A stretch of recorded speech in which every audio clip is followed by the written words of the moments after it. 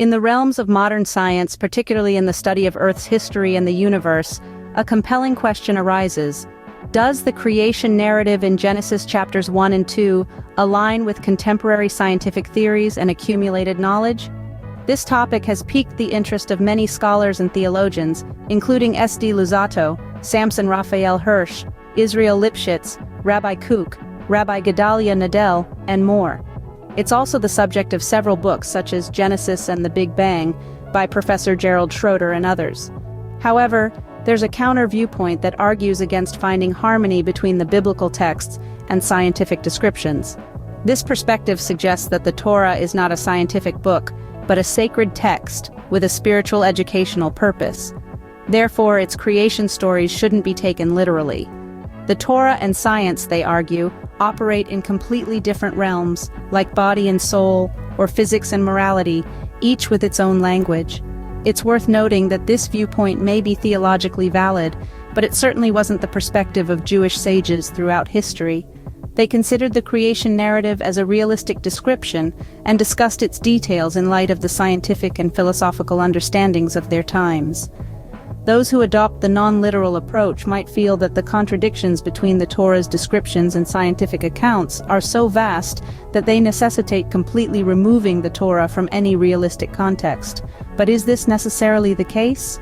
Could the author of the Torah, presumably the creator of the universe, not convey educational ideas without including significant scientific inaccuracies? In light of recent claims that there's no way to reconcile Genesis with modern scientific knowledge, and that the Torah's descriptions demonstrate a fundamental ignorance of the universe's nature, I found it necessary to write a brief commentary on the first chapters of Genesis.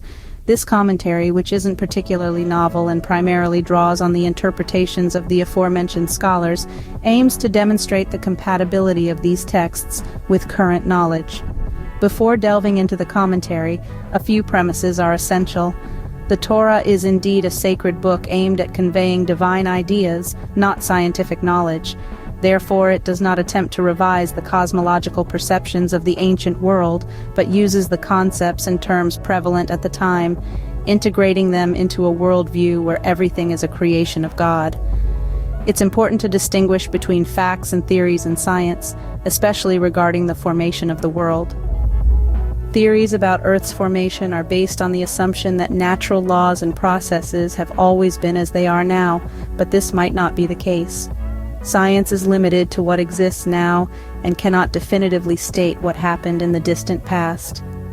Regarding the age of the universe and the duration of creation, since time is a complex concept in both philosophy and science, there is no contradiction between a creation in 6 days and theories suggesting processes spanning billions of years.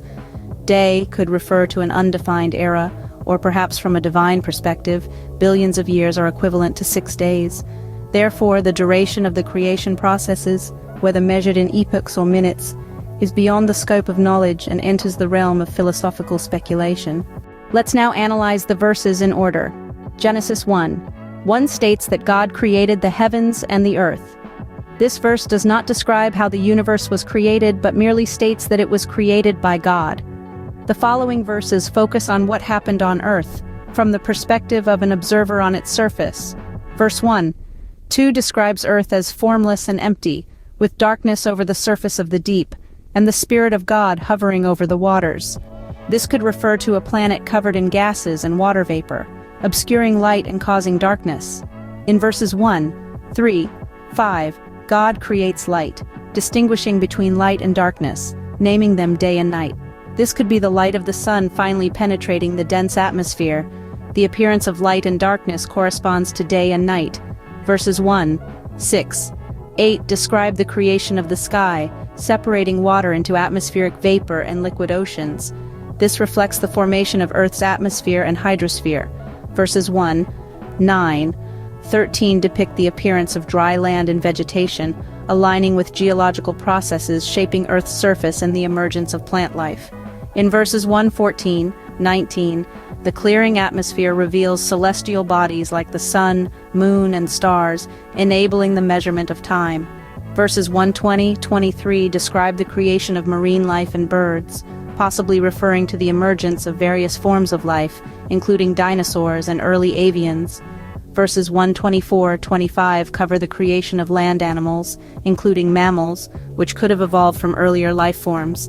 Verses 126-31 discuss the creation of humanity, made in God's image, and given dominion over earth.